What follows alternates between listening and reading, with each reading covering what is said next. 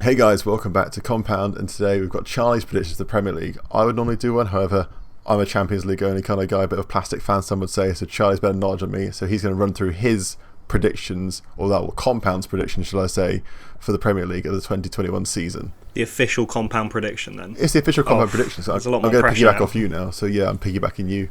Okay, so we'll go bottom to top, and starting at 20, I've gone for Brentford. Ivan Toney, obviously new team, like newly promoted team. Ivan Toney up front, he's got a lot of weight on his shoulders to sort of carry them forward goal wise and try and get them to stay up. But it normally is this thing of 3 up, 3 down. It's always that. But like one or two of the promoted teams won't make it, and you got to pick someone. It would be nice to be surprised because it's the first time they've been in the Premier League. But I feel like Brentford will be bottom. I don't really feel like that's that much of a surprise, to be honest. No, I agree with you. Brentford is. I would like to see them do a random out of nowhere, almost like a Watford and stay up or something like that. When Watford came through and kind of cemented themselves a bit, or even like a Sheffield like last season. Yeah, but I agree with you on that one. Yeah. So then 19, again another newly promoted side, Norwich. I think it will be rinse and repeat of the last time they were in the Premier League. I think that they will come up and go straight back down. I just don't see them having enough. They've sold Buendia, bringing in Billy Gilmore. I don't think, because obviously he's on loan from Chelsea. When he plays with Chelsea players, he's got quality all around him, and I think that will be missing. And it's not easy to look good when you're playing with great, like really good players, but it's a lot easier than being in a relegation struggle. And I think that will show. And I don't think that those sort of signings are enough to keep them up. With Norwich, I was going to say, I think they're quite happy being a yo-yo team. It seems to be that they come up, they get the Premier League payback, and they go back down. Come back, they seem a bit yo-yo-y when I look at them previously. Yeah, so as long as they do invest that money from selling Buendia properly, then even if they do go down at the end of this season, they know that they can get back up again and then try and actually kick on from there. But I just don't think that this time they will. I think that Pukki started well last time they came up, but then ultimately got found out and really struggled, and I do think that they'll be in that same position again. I don't think he's good enough to be a Premier League striker that will get you sort of 10 plus goals and that you can rely on consistently game in, game out. So who have you got that come on to then? Who have you got in 18th then? The last of the relegated teams, and this is where it's not a newly promoted team. So I've gone for something a bit different here, and interesting. Part of me would like to see it because of how poorly the club's run, and I feel like there will be supporters of the club that will agree with this because it might actually finally change the owner. But I've gone with Newcastle. I think that it would be a massive surprise, I think, if they were to get relegated. But I think they've got a lack of depth and dodgy manager. The manager side of things, I'm like, okay, he will probably do a decent job with what he's got, but I just don't think that they've got enough depth and enough backing of the manager as well. They've done well to hold on to Saint Maximin, but Callum Wilson needs to score the goals, otherwise who will, sort of thing. The one thing I'll say of Newcastle, since they've come up, they've kind of cemented and stuck themselves there at like the 17, 16, like just narrowly getting the skin of their teeth, just kind of avoiding its spot. And I think they've got enough of that, like not raw power, but the size and the scale of the club just to kind of just hold on out of relegation. I say basically at the border of it, but I think they've got enough power as a team just to kind of hold on there. I think there is a real group of sort of 4 or 5 teams that over the last couple of years you'd say at times it looks like they could have gone down. And I think that moves me on quite nicely to 17th. I've gone Brighton, who again just about avoided relegation again last season. It got very near to the last few weeks and stuff like that. I think they will struggle without Ben White, but it's allowing them to bring in other players to try and strengthen. And I think that there's a lot of talk about XG and expected goals and things like that. They were one of the highest ones, and they should have scored more goals. And also I think they kept quite a lot of good defensive performances. Obviously they've lost Ben White now, but I think it could be a long season for Graham Potter and Brighton, and I think it could be a long old relegation slog as well. Like it could be last game of the season between sort of Brighton, Newcastle and team that I've chosen in 16th, which is again another one that's just been flirting with the relegation zone for a long time now, and that is Burnley. I think they've been interesting. Yeah, they've been down there a lot. Sean Dyche has always managed to keep them up. I sent you a message earlier about the ridiculous stat about how much money or lack of money Burnley have spent in comparison to Villa. In comparison to Villa, who obviously only just came up sort of 3 years ago or whatever, back up to the Premier League. But I think with Burnley, the thing is they need to keep the spine of it fit. Yeah. Pope, Benmi, Tarkowski, they need to stay fit. If they stay fit and have that sort of like triangle at the back defensively, then that might be enough to see them through. Anything that's shocking you there, surprising you there? The only one that was slightly was I thought Brighton would be in your bottom three. That's the only one I kind of vibing with. Brighton bottom three. I can see Newcastle, Burnley. I'm assuming you've put stuff like, I'm guessing your Watfords and your Southamptons are coming soon, but yeah, I think that the Brighton being in people's bottom three, I think is going to be a very common one. Yeah, for sure. It's because they've sold Ben White, quite a strong player of the team. You've loosened the defence now. Yeah. Will it be every game's a 3-0, free against some kind of card? Yeah. So who's you're next then? Yeah, so 15th, going for Watford. Interesting. And a lot of people will be surprised by this. I think that a lot of people at Watford would be their team that they're predicting to go down, and then they'd expect like Brentford to stay up because it would be the nice story to have. Yeah. But I could see Ismail Assar just having like a worldie and keeping Watford going. Obviously, you've got Troy Deeney as well, who's got that Premier League experience. Admittedly, he's got the experience of going down. But at the same time, this could be his last season. He's getting on a bit now. So he might want to be that, like, I'm going to go out with helping to keep Watford in the Premier League. So I think if they can finish there, that would be a fantastic season for them.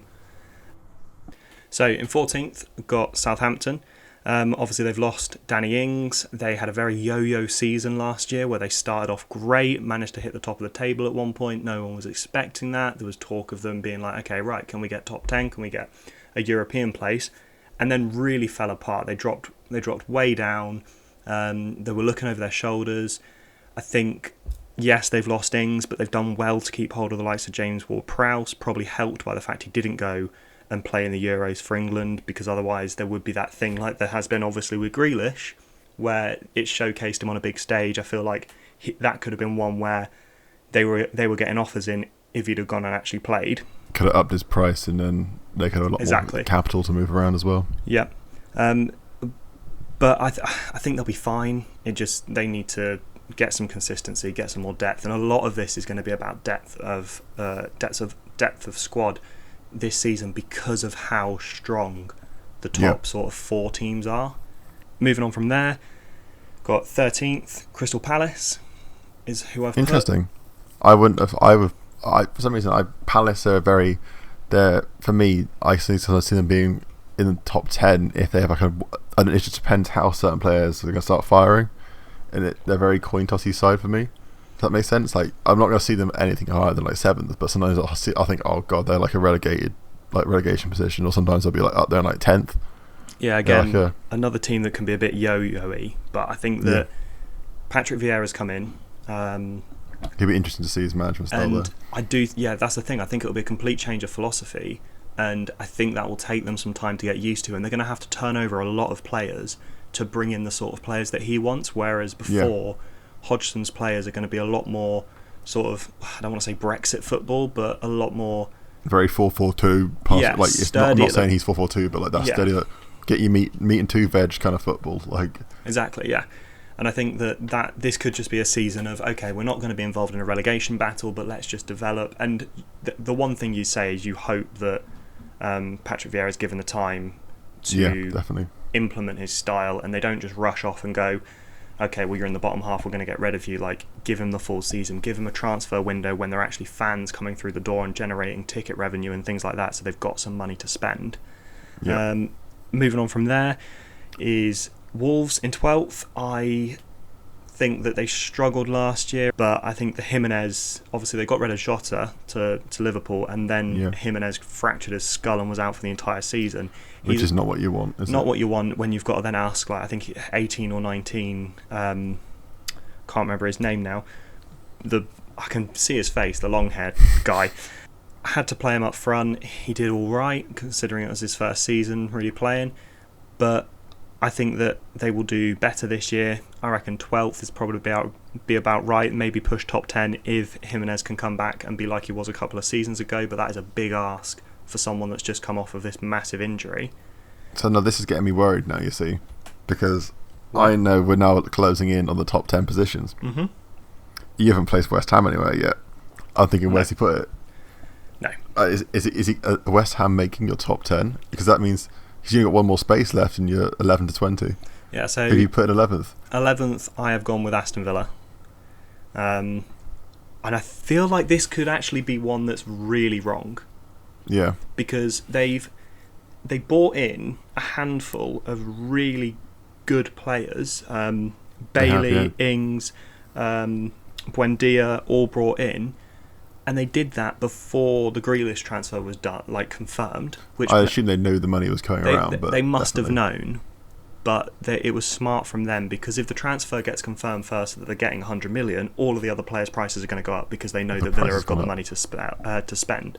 Yeah, definitely. So I think if you look at their squad, they've probably got a better squad, and I've been talking about depth of squad. They've got a better squad now than last season with Grealish in. So maybe they will have a better season than this, but sometimes it can take a season or two for those players to adjust. Obviously, you'd expect Danny Ings to fit.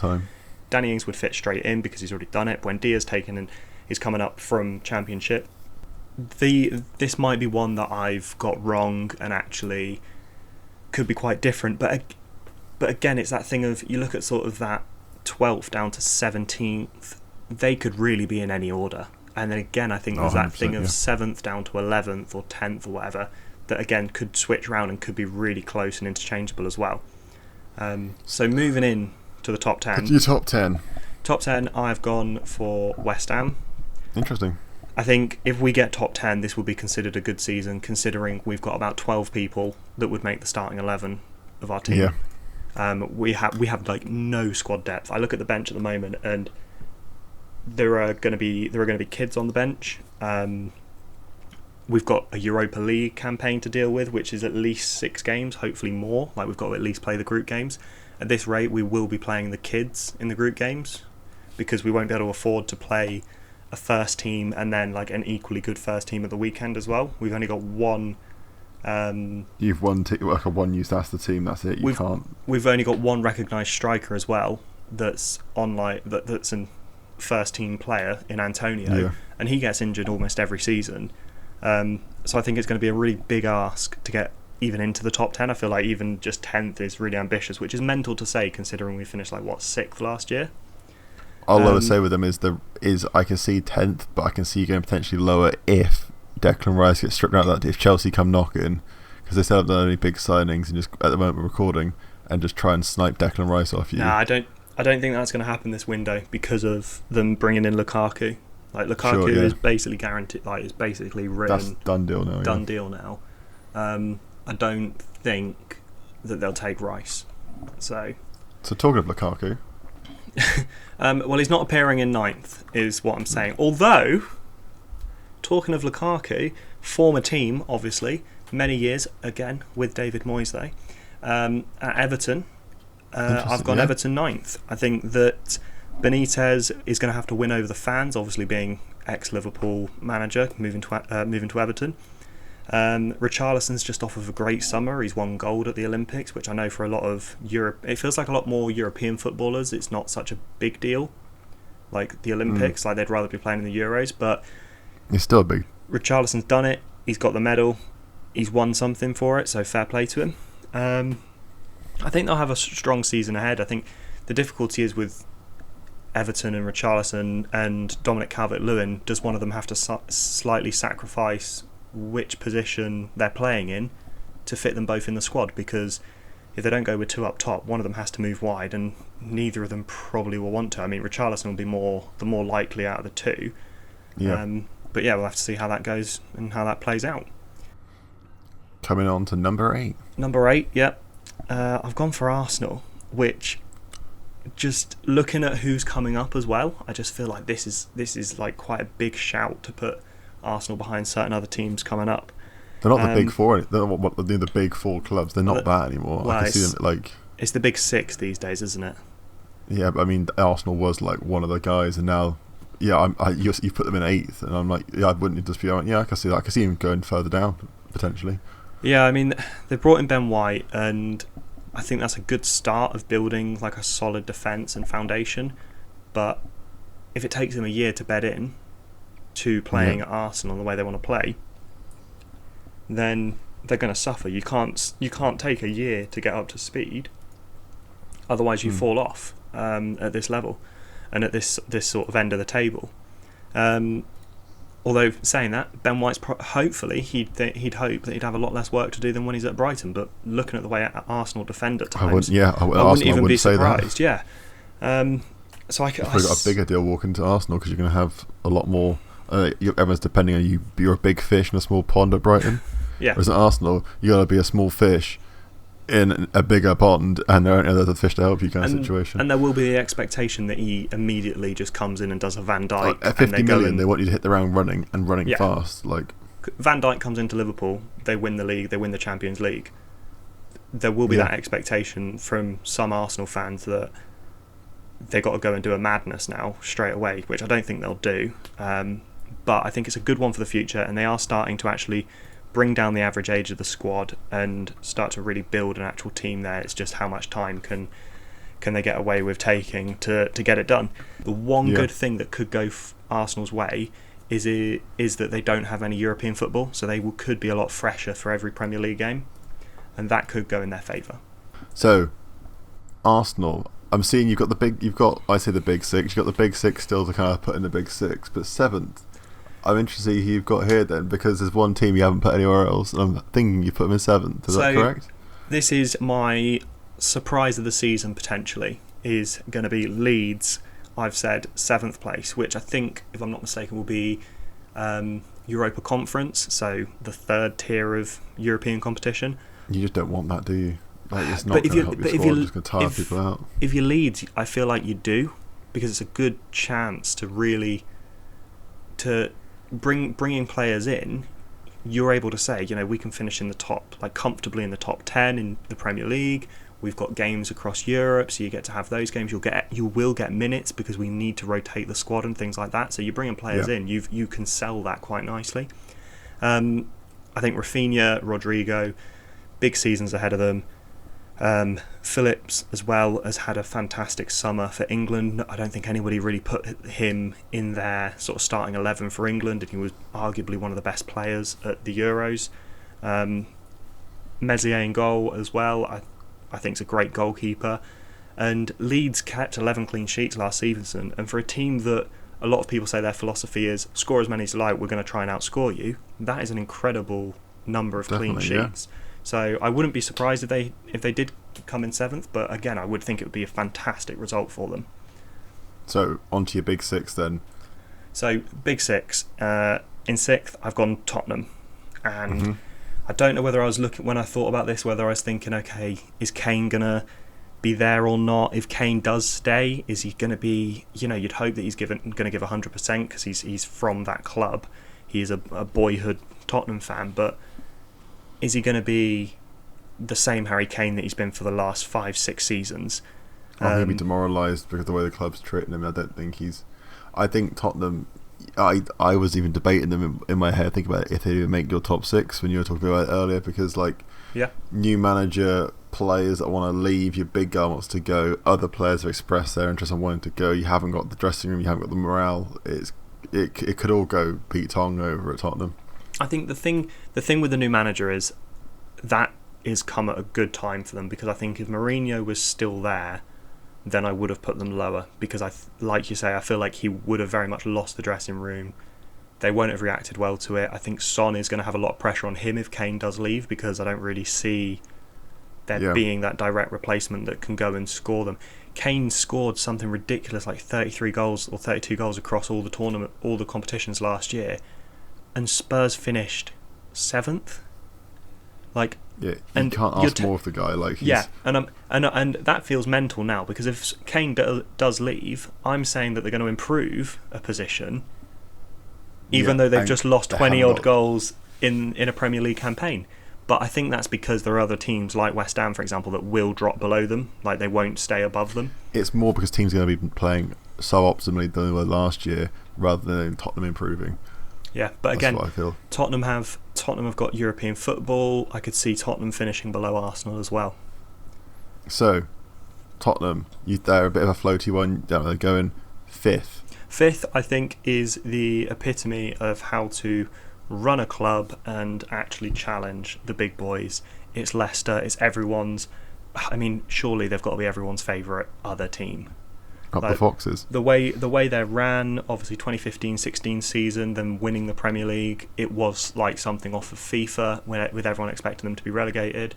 There's obviously been a lot of tragedy at the club with the ownership and everything, but the sort of mantra that was put in place has been carried forward, and since then they've won the FA Cup. They've just beat Man City at the weekend to win the Community Shield, which I think will give them that extra boost of confidence, whether they even need it at the moment with how well they've done in the last sort of year or two. I think they'll struggle to get into the top 4, because I do think the top 4 is just ridiculous now. But yeah, it's a bit far. I think if they can finish 5th, that's a cracking season for them. You know, there's ways that they can get into the Champions League. Obviously, they've got a Europa League tour competition to do as well. If they can try and get far in that, then great. They've got a bit of squad depth as well. It's not just, starting 11 and that's it. So I think that will do them really well. So on to your top 4. I'm going to jump in here because of what you've got left is basically who I've got in my top 4. So I'm going to say my top 4 right now, and then honestly, the contrast to yours. So 4th, yeah, I've got Liverpool. Yeah. And then I've got Chelsea coming in 3rd. Okay. I reckon City are going to run away with it, with or without Kane, 1st, and then Man United 2nd. I think they've had some pretty good signings. Obviously, I just think they're going to surprise everyone, and I could see them even pushing City early on in the tournament. I think Chelsea will do very well as well. I just think Man United, for some reason, I've got a feeling they're going to pull something out the arse and just do something mental this season. So what's your top 4? So my top 4 is quite different. I have gone with Man United 4th. They've brought in Sancho, that's great. It's taken like 2 years for them to do it, but fine. I just think that Cavani is their best striker, but Cavani doesn't have 38 games worth of legs in him these days. Yeah. And I feel like the other options aren't as good. And I know people will hate me for saying it, but they did have a lot of penalties last year. Which, okay, you've got to get the ball in the box to win the penalties, so fair enough, they're doing that. But at the same time, will you get that luck again of winning those penalties? If you don't, then they're losing out on a lot of goals there. Exactly. And also, when it comes to this top 4, it's always, you're always able to make a case for the team that you put in 4th could actually win it. But yeah, I've gone United 4th. I don't know if they have the manager with the experience, to have the experience and the knowledge to go and push them to that level. I feel like if they were to win a cup or 2 first, and Ole Gunnar Solskjaer can prove to himself in a way that he can win that with them, that would push them on well in the Premier League. But yeah, I've gone United 4th. 3rd, third I've gone for Liverpool. I think that they will have a comfortable season. They'll be up there. I don't think they're going to have this thing where they have to push mentally at the end to get into top 4 like they did last season. Mm-hmm. But I do think that there's a little bit too much reliance on the front 3. And if the front 3 aren't scoring, they're not going to be winning games. I think there's not that immediate backup. You look at Man City, you look at Chelsea, you could mix 6 players around those front 3s and there's no issue. Whereas with Liverpool, you can build a whole new squad out of City's reserve team. Yeah, better than quite a lot of teams in this league. Some teams we were saying earlier haven't got the depth. I think Liverpool have depth in some areas, but obviously if something happens, they struggle. Like Van Dijk last season, they struggle to get the sort of centre backs out with their front 3. If something happens, unfortunately, like Mo Salah or something, they're going to struggle to then get in players and then sort that shit out at the front. 100%, and that's basically kind of why I've put them where I have. Yeah. So top 2 number then. 2. So it's between Chelsea and Man City, obviously, and I think a lot of people are going to go for City, and City it's the obvious choice. City have the ability to go and win every competition they enter this year, but this is football and it doesn't always pan out like people expect, and for that reason and for the reason of seeing how Thomas Tuchel took a team that didn't really look like they were even going to make top 4 at one point last season to go and win the Champions League, I have gone for City in second and Chelsea to win the Premier League. Yeah, I can see, like, as much as what I said my prediction, I can also see Chelsea just doing something like that. I completely agree with you. With obviously the Haaland rumours about, but obviously the Lukaku's coming in now. You've got that mad striker up front when Timo Werner's just not doing his job. Like, you've got, but you've got options, now. And you take pressure off of Werner by bringing in another striker. And if that's what it takes, then when they're spending that much money, like, you know, so what? Go and do it. And I think they've got the depth to still be able to push on all fronts as well. They can still go and give it a go in the Champions League as well. Obviously, they've won that competition last year, and I could just see them being really dominant this year. I do think City will give them a really good run, and I really hope that happens, because I would like to actually see a proper full-on a nice title race. A nice title race for once, or for the first time in a while, to be honest, rather than it just being sort of a one-horse thing. But yeah, that is my prediction. So guys, that's our prediction then, or my prediction for the upcoming season. Let us know if there's anything that you think I've got horribly wrong. And if you want to, leave your full-length prediction and explanations in the comments, and we'll see you next time.